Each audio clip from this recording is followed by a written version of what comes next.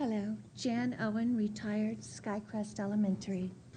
Always on the lookout for successful teaching practices, visiting a Sue Buckner school gave one inspiration for how to create academically competent students.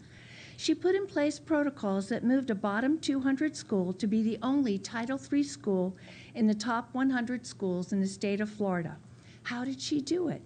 Sue Buckner loved the purpose of being a highly effective principal, enough to be sure that the curriculum was in alignment with educational needs and effortlessly available to teachers with a few clicks instead of hours of cross-referencing. She felt no need for agendas that bully teachers, disrespect students, and orchestrate the dumbing down of America.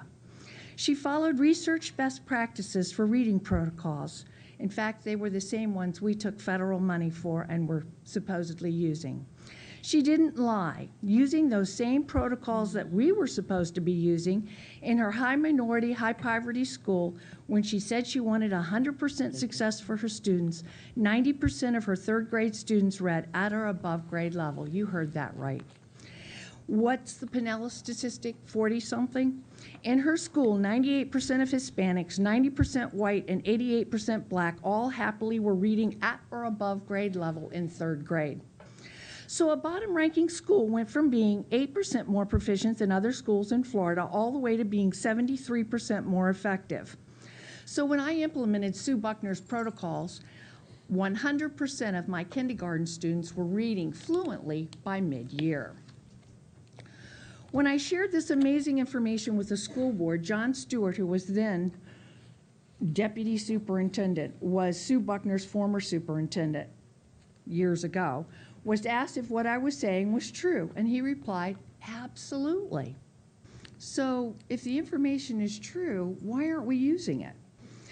Based on reading research from that same grant that we took federal money to implement, Pinellas abandoned those benchmarks and has adopted kindergarten protocols that, according to that same grant, actually set first grade students up for only a 30 to 60% chance of future literacy success.